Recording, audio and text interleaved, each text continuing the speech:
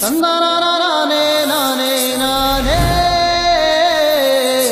ತಂದನಾನೇ ನಾನೇ ನಾ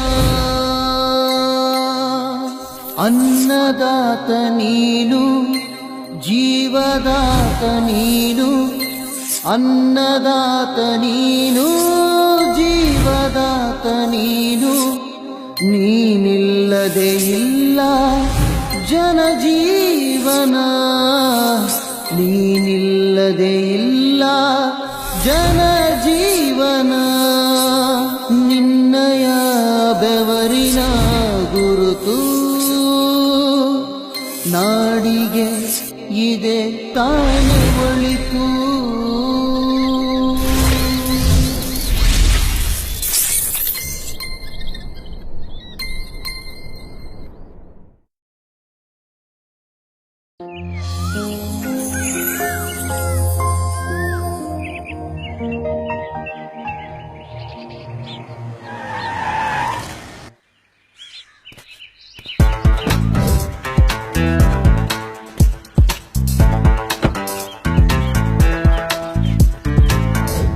ನೋಡ್ರಪ್ಪ, ಇವರು ಬೆಂಗಳೂರಲ್ಲಿ ದೊಡ್ಡ ಬಿಲ್ಡರ್.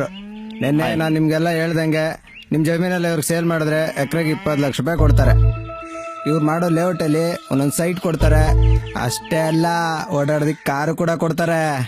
ಸಾಕು ಮುಚ್ಚಲ ಬಾಯಿ, ಕಂಡಿವ್ನಿ ಬಂದ್ಬಿಟ್ಟ 20 ಲಕ್ಷ ಕೊಡ್ತೀನಿ, ಓಡಾಡಕ್ ಒಂದೊಂದು ಕಾರ್ ಕೊಡ್ತೀನಿ ಅಂತ. ನಮ್ ಜಮೀನ್ ನಾವ್ ಯಾರಿಗೂ ಮಾರಕ್ಕಿಲ್ಲ ಏನ್ರಪ್ಪ? ನೋಡಿ ಬೈರೇಗೌಡ್ರೆ, ಇನ್ನು 5 ಲಕ್ಷ ಜಾಸ್ತಿ ಬೇಕಿದ್ರೆ ಕೊಡ್ತೀನಿ. ನಿಮ್ ಜೀವನ ಪೂರ್ತಿ ದುಡಿದ್ರು ಇಷ್ಟು ದುಡ್ಡನ್ನ ನೋಡಕ್ಕಾಗಲ್ಲ.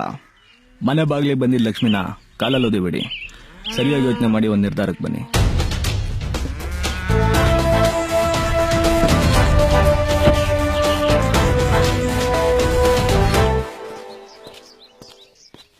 ಏನ್ ಯೋಚನೆ ಮಾಡ್ತಾ ನಿಂತಿದಿರ್ಲ? ಇಷ್ಟು ವರ್ಷ ಓದ್ ದಬಾಕರು ನೆಟ್ಕೊಂಡ್ ಕೆಲಸ ಸಿಕ್ಲಿಲ್ಲ ನಿಮ್ಗೆ. ಬದುಕೋಕೊಂದ್ ದಾರಿ ಸಿಕ್ಕಿರುವಾಗ ಯೂಸ್ ಮಾಡ್ಕೊಳ್ಳೋದ್ ಬಿಟ್ಟು ದಡ್ಡ ತರ ಯೋಚನೆ ಮಾಡ್ತಾ ಕುಂತಿದ್ದೀರಲ್ರಲ್ಲ. ಹೌದು ಚಂದ್ರು, ಆ ಬಿಲ್ಡರ್ ಎಕರೆಗೆ 20 ಲಕ್ಷ, ಮನೆಗೊಂದು ಕಾರು, ಒಂದೊಂದು ಸೈಟ್ ಕೊಡ್ತೀನಿ ಅಂದ್ರೆ ಕಣ್ಣು ಮುಚ್ಕೊಂಡು ಒಪ್ಕೊಳ್ಳೋದ್ ಬಿಟ್ಟು ನಿಮ್ಮಪ್ಪ ಆಗಕ್ಕಿಲ್ಲ ಅನ್ಬಿಟ್ರಲ್ಲ. ಎಷ್ಟ್ ದಿನ ಅಂತ ಈಗ ಸಗಣಿ ಬಚ್ಕೊಂಡು ದನ ಮೈಸ್ಕೊಂಡಿರೋದು. ನಮಗೂ ಹಳ್ಳಿ ಜೀವನ ಸಾಕಾಗ್ಬಿಡತ್ತೆ. ಜಮೀನ್ ಸೇಲ್ ಮಾಡಿ ಸಿಟಿಗೆ ಹೋಗಿ ಸೆಟ್ಲ್ ಆಗ್ಬಿಡ್ತೀನಿ. ನೀನೇನತ್ಲಾ? ಹೌದು ಕಣ್ರಲ್ಲ, ನೀವ್ ಹೇಳಿದ್ ಕರೆಕ್ಟ್. ಫಾರಿನ್ಗೆ ಹೋಗ್ಬೇಕು ಅನ್ನೋ ಆಸೆ ಈಡೇರೋ ಟೈಮ್ ಬಂದಿದೆ. ಸರಿ ಅಪ್ಪಯ್ಯನ ನಾನು ಒಪ್ಪಿಸ್ತೀನಿ. ನಾಳೆ ಬೆಳಗ್ಗೆ ನಿಮ್ಮ ಅಪ್ಪಂದಿರ ಜೊತೆ ಜಮೀನ್ ಪತ್ರ ತಗೊಂಡು ಮನೆ ಹತ್ರ ಬಂದ್ಬಿಡಿ. ಎಲ್ಲ ಒಟ್ಟಿಗೆ ಹೋಗೋಣ. ಹಾ,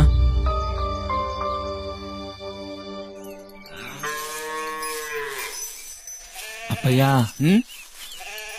ನಿನ್ನ ಹತ್ರ ಸ್ವಲ್ಪ ಮಾತಾಡ್ಬೇಕಿತ್ತು.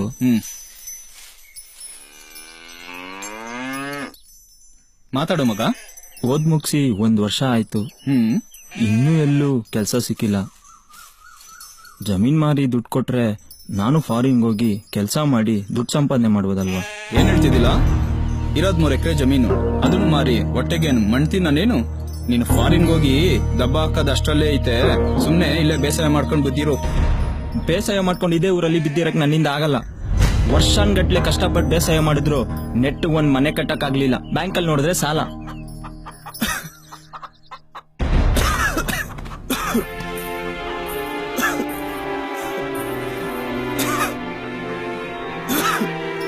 ನನ್ನ ಮಾತು ಕೇಳು ಅಪ್ಪಯ್ಯ, ಎಷ್ಟು ಅಂತ ನೀನು ಕಷ್ಟಪಡ್ತೀಯ. ಆ ಬಿಲ್ಡರು ಯಾರು ಬಂದಂಗ್ ಬಂದವ್ರೆ. ಜಮೀನ್ ಮಾರಿ ಸಾಲ ತೀರಿಸಿ ಮನೆನೂ ಕಟ್ಬೋದು. ನಾನು ಫಾರಿನ್ಗೆ ಹೋಗಿ ಸಂಪಾದನೆ ಮಾಡ್ತೀನಿ. ವಯಸ್ಸಾದಂತ ಕಾಲದಲ್ಲಿ ನೀನು ನೆಮ್ಮದಿಯಾಗಿರ್ಬೋದು, ತಂಗಿ ಮದ್ವೆನೂ ಮಾಡ್ಬೋದು. ಅಣ್ಣ ಹೇಳ್ತಿರೋದು ಸರಿ ಅನ್ಸುತ್ತೆ ಅಪ್ಪಯ್ಯ. ಅಮ್ಮನ್ನ ಉಳ್ಸ್ಕೊಳಕ್ಕೆ ನಮ್ಮಿಂದ ಆಗ್ಲಿಲ್ಲ. ಈಗ ಇರೋ ನೀನೊಬ್ಬ ಈ ವಯಸ್ಸಲ್ಲಿ ಕಷ್ಟ ಪಡೋದ್ ನಮ್ಮಿಂದ ನೋಡಕ್ ಆಯ್ತಿಲ್ಲ. ಒಪ್ಕೋ ಅಪ್ಪಯ್ಯ, ಅಣ್ಣನ ಫಾರಿನ್ ಕಳ್ಸ್ಕೊಡೋಣ. ಸರಿ, ನೀವ್ ಹೇಳ್ದಂಗಾಗ್ಲಿ. ಜಮೀನ್ ಮಾರಿ ದುಡ್ಡು ಕೊಡ್ತೀನಿ ಬಿಡು.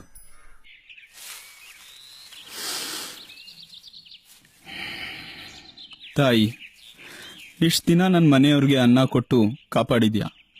ನಿನ್ನ ಬೇರೆಯವ್ರಿಗೆ ಮಾರ್ತಾ ಇದ್ದೀನಿ ಅಂತ ಬೇಜಾರು ಮಾಡ್ಕೊಂಡ್ಬಿಡ ತಾಯಿ. ನನ್ನ ಕ್ಷಮಿಸ್ಬಿಡು. ಇವತ್ತಿಗೆ ನಿನ್ನ ಋಣ ಮುಗೀತು ತಾಯಿ, ಮುಗೀತು.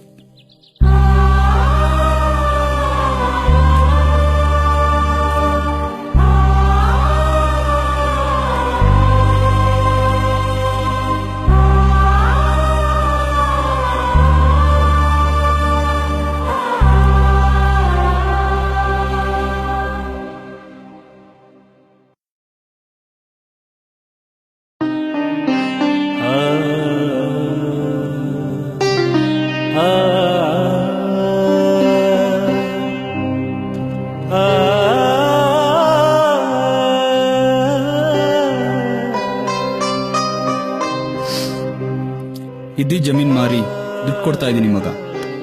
ಫಾರಿನ್ಗೆ ಹೋಗಿ ಒಳ್ಳೆ ಕೆಲಸ ಹಿಡಿದು 4 ಕಾಸು ಸಂಪಾದನೆ ಮಾಡಿ 4ರಂತೆ ಆಗು. ಸರಿ ಅಪ್ಪಯ್ಯ.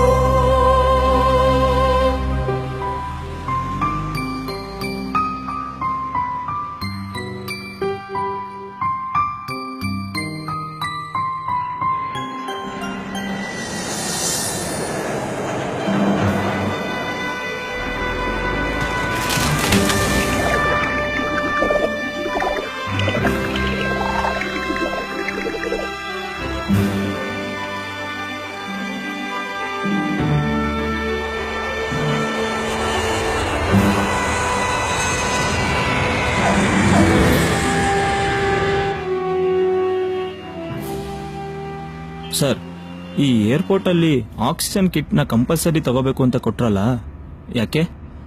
ಸಿಟಿ ಸರೌಂಡಿಂಗು 40 ಕಿಲೋಮೀಟರ್ ಮಾತ್ರ ಆಕ್ಸಿಜನ್ ಸಿಗುತ್ತೆ, ಅದಕ್ಕೆ ಕೊಟ್ಟಿದ್ದಾರೆ. ನಮ್ ಕರ್ನಾಟಕದ ಅನ್ನ ತಿಂದು 10 ವರ್ಷ ಆಯ್ತು. ಎಲ್ಲಾದ್ರೂ ಒಳ್ಳೆ ಚಿತ್ರಾನ್ನ ಸಿಗೋ ಹೋಟೆಲ್ ಹತ್ರ ಗಾಡಿ ನಿಲ್ಸಿ ಟಿಫನ್ ಮಾಡ್ಕೊಂಡು ಹೋಗೋಣ. ಇವಾಗ ಎಲ್ಲಿ ಸಿಗುತ್ತೆ ಸರ್ ಅನ್ನ? ಇವಾಗ ಏನಿದೆ ಬರೀ ಟ್ಯಾಬ್ಲೆಟ್ಗಳು ಮಾತ್ರ. ಚಿತ್ರಾನ್ನ ಬೇಕು ಅಂದ್ರೆ ಚಿತ್ರಾನ್ನ ಫ್ಲೇವರ್ ಟ್ಯಾಬ್ಲೆಟ್, ಪಲಾವ್ ಬೇಕು ಅಂದ್ರೆ ಪಲಾವ್ ಫ್ಲೇವರ್ ಟ್ಯಾಬ್ಲೆಟ್. ಏನ್ ಹೇಳ್ತಿದ್ದೀರಾ ಸರ್? ನಮ್ ದೇಶದಲ್ಲಿ ತಿನ್ನೋದಕ್ಕೆ ಫ್ಲೇವರ್ ಟ್ಯಾಬ್ಲೆಟ್ಗಳ. ಇನ್ನೇನ್ ಮಾಡಕ್ಕಾಗತ್ತೆ ಸರ್, ಹೊಟ್ಟೆ ತುಂಬಾ ಹಸಿತಿದೆ, ಅದನ್ನೇ ತಿನ್ಕೊಂಡು ಹೋಗೋಣ. ಎಲ್ಲಾದ್ರೂ ನಿಲ್ಸಿ. ಸರಿ ಸರ್, ಆಯ್ತು.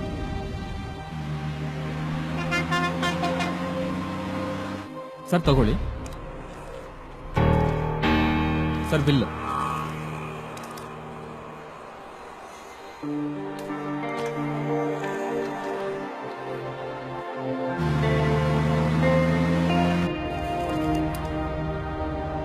ಸರ್, 2 ಲೀಟರ್ ವಾಟರ್ ಬಾಟಲ್ಗೆ 2,000 ರೂಪಾಯಿ, ಒಂದೊಂದು ಟ್ಯಾಬ್ಲೆಟ್ 500 ರೂಪಾಯಿ.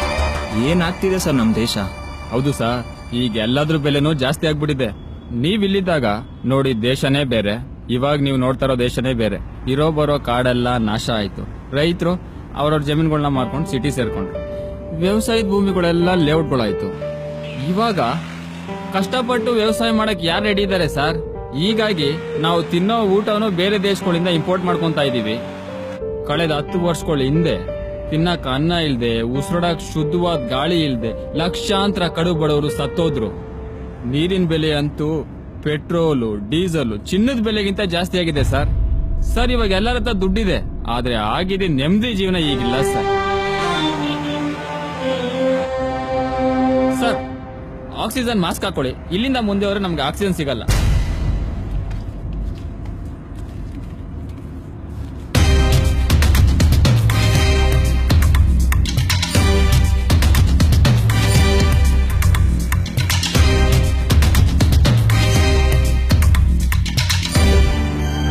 ಸರ್, ಏನಾಯ್ತು?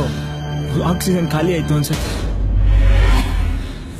ಉಸಿರಾಡಕ್ಕೆ ಕಷ್ಟ ಆಗ್ತಿದೆ. ನಿಮ್ಮ ಹತ್ರ ಇನ್ನೊಂದಿದ್ರೆ ಕೊಡಿ ಸರ್. ನನ್ನ ಹತ್ರ ಇರೋದು ಒಂದೇ ಸರ್. ಸರ್, ದುಡ್ಡು ಕೊಡ್ತೀನಿ ಸರ್, ಪ್ಲೀಸ್ ಕೊಡಿ.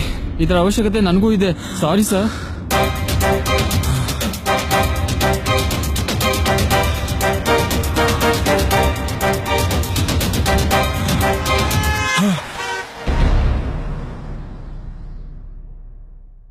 ಹಬ್ಬಾ, ಇಷ್ಟೊತ್ತು ನಾನು ನೋಡಿದ್ ಕನ್ಸ. ಮಗ ಮಗ ಹಾ, ಬಂದೆ ಪಯ್ಯ. ನಮಸ್ಕಾರ ಗೌಡ್ರೆ. ಬೆಳಿಗ್ಗೆನೆ ಮನೆ ಹತ್ರ ಬಾ ಅಂತ ಬಿಟ್ಟು ನೀನು ಮಲ್ಕೊಂಡಿದ್ದೆಲ್ಲ. ಸರಿ, ಬೇಗ ರೆಡಿ ಆಗ್ಬಿಟ್ಟು ಬಾ, ಬಿಲ್ಡರ್ ಹತ್ರ ಹೋಗುವ. ನಾವ್ಯಾರು ಜಮೀನ್ ಮಾರೋದ್ ಬೇಡ ಕಣ್ರಲ್ಲ. ಏನ್ ಹೇಳ್ತಿದ್ಯಾ ಮಗ? ಹೌದು ಅಪ್ಪಯ್ಯ, ಜಮೀನ್ ಮಾರೋದ್ ಬೇಡ. ನಾನು ಎಂತ ತಪ್ಪು ಕೆಲಸ ಮಾಡ್ತಿದ್ದೀನಿ ಅಂತ ನಂಗೆ ಅರ್ಥ ಆಯ್ತು. ಇವತ್ತು ನಾವು, ನಾಳೆ ಇನ್ನೊಬ್ರು ನಾಡಿದ್ದು ಮತ್ತೊಬ್ರು.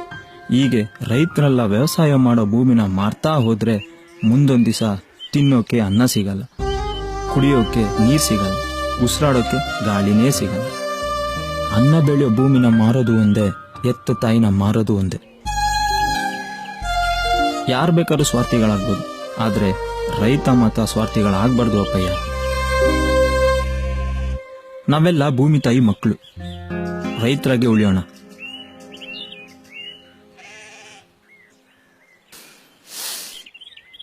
ನೀ ಹೇಳ್ತಾ ಇರೋದ್ ದಿಟ್ಟ ಮಗ. ಭೂಮಿತಾಯಿ ಸೇವೆ ಮಾಡೋ ಭಾಗ್ಯ ಎಲ್ರಿಗೂ ಸಿಗಲ್ಲ. ಸೈನಿಕ ಹೆಂಗೆ ದೇಶ ಕಾಯ್ತಾ ತನ್ನ ಸೇವೆ ಮಾಡ್ತಾನೋ ಹಂಗೆ ನಾವು ನಮ್ ಕರ್ತವ್ಯ ಮಾಡಬೇಕು. ಇವತ್ತು ನೀ ನನ್ನ ಮಗ ಹುಟ್ಟಿದ್ದಕ್ಕೆ ಸಾರ್ಥಕ ಆಯ್ತು. ತಿನ್ನೋದಕ್ಕೆ ಕರ್ನಾಟಕದ ಅನ್ನ ಬೇಕಾ ಇಲ್ಲ ಫ್ಲೇವರ್ ಟ್ಯಾಬ್ಲೆಟ್ಸ್ ಬೇಕಾ? ನಿರ್ಧಾರ ನೀವೇ ಮಾಡ್ಕೊಳ್ಳಿ. ದೊಡ್ಡ ಬದಲಾವಣೆಗೆ ಒಂದು ಚಿಕ್ಕ ಪ್ರಯತ್ನ.